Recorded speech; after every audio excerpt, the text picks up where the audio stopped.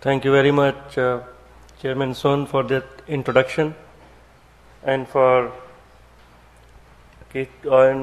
to KCCI and all of all the corporate leaders, executives present here, for giving me this opportunity to speak to you about India and India and Korea, and where the opportunities are for more trade and more investment.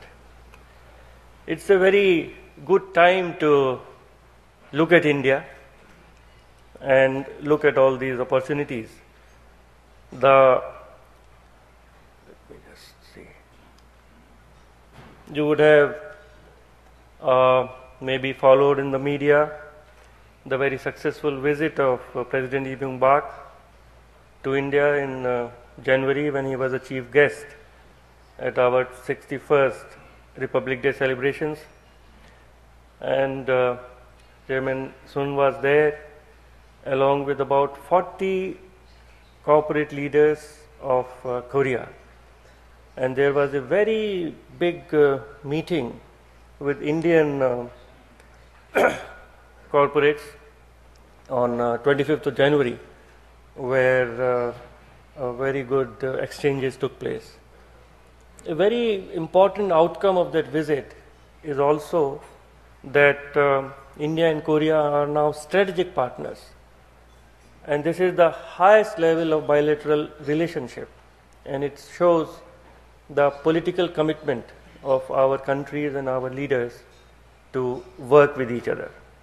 And of course, from 1st of January this year, we have in operation a comprehensive economic partnership agreement, and that opens new doors for trade and investment and also cooperation in services. I will talk about that a little later.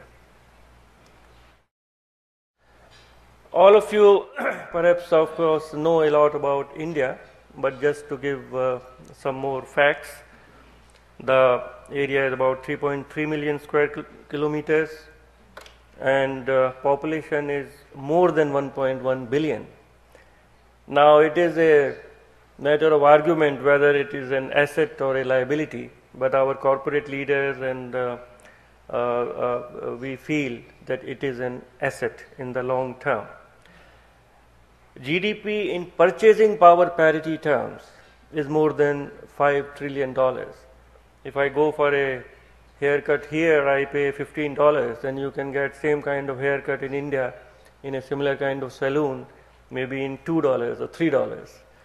So that is the concept of purchasing power parity, and we may have in nominal terms just about a $1.3 trillion economy, but in PPP terms we are already about the third largest economy of the world. GDP has been growing quite well and in a high rate of growth and consistently high rate of growth. Even last year, when there was economic downturn and all kinds of difficulties, our GDP grew by 6.7%, and this year it would be about 7.8%. GDP by sector, we are about agriculture about 20%, but almost 50% of the population is dependent on agriculture, so there is a mismatch there. Industry about 20% and services about 60%. A lot of analysts and economists and writers talk about India and other countries and how the economies are growing and where they will be 20 years or 30 years down the line. I always feel it is like fortune telling. Nobody knows what will happen 20 years, 30 years later. One doesn't know what will happen 5 years later. But it is a good feeling that if all the experts of the world are very positive about India, about the long-term prospects of India's growth, then it's a good thing. That means we are doing something right. And the facts bear this out, that the trends which are being predicted by economists are being followed. And it is said we will be a third largest economy in about 20 years, but we'll see. But what is a fact is that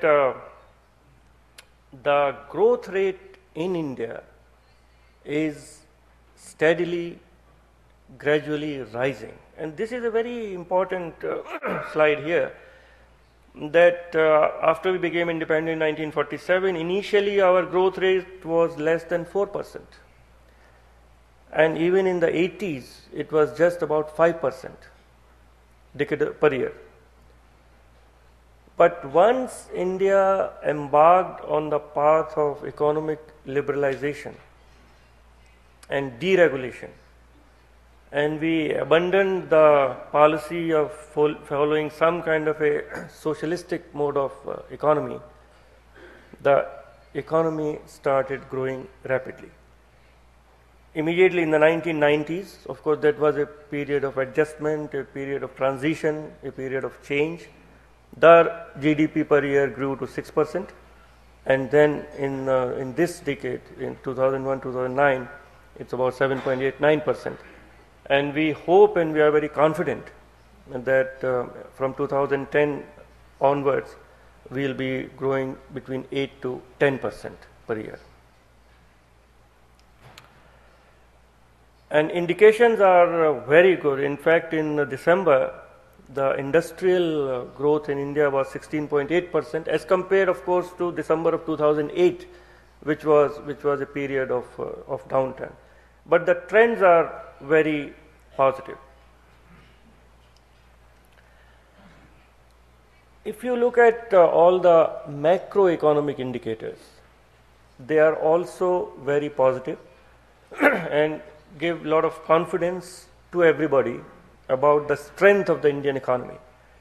Foreign exchange reserves, they are, I think this shows a little high, it is about 290 billion US dollars. We recently bought 200 tons of gold to add to our gold reserves, and the foreign exchange reserves are in fact steadily increasing. So we have no difficulty as far as our foreign exchange is concerned. We are very sound. And also the trends in inflation. The inflation is very much within limits. In fact, it has recently increased about 5.4%, 5.6%. But there is a worrying factor that in the food prices, inflation has been about 10%. But that is being looked at separately. But if you look at the inflation trends, they are very much within manageable limits. Another very important factor which would be of interest to all of you, most of you are exporting to India and other countries, that the average tariffs have really come down in India. When we started on the path of liberalization 1991, the average tariff in India for imports was 150%. And gradually it has been coming down, and now the average tariff is almost just about 10%.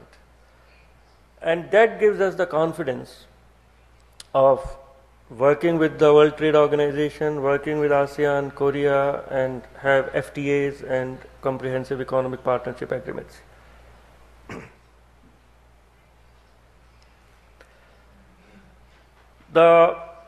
As the market is growing, as the economy is growing, of course, the foreign companies also look for opportunities. We have not attracted very massive amounts of foreign direct investment, but it has been substantial and in very good sectors. Now we are averaging about 20 billion US dollars of foreign direct investment every year, which is less than what we expect and what we hope for, but it is substantial. But the major push for our economy and investments come from our own domestic savings. The domestic savings are about 32.4%. Indians, or not, perhaps all Asians are by nature frugal. We save a lot of money for our children and grandchildren and for our old age, etc. And that is all going for investment. So for the growth of our economy, the major boost comes from our own savings. If you talk to our corporate leaders, our executives, you will find them very confident, very upbeat about India, India's economy, globalization, India's partnership with different countries, and they want to do much more. And that is reflected in their own investment plans within India and abroad. They are buying companies all over the world, which you may have noticed. In Tata buying Tata Chorus Steel and ArcelorMittal and Tata. In fact, here also they have Daewoo Commercial they have bought. But their own plans for investment in India are very, very substantial.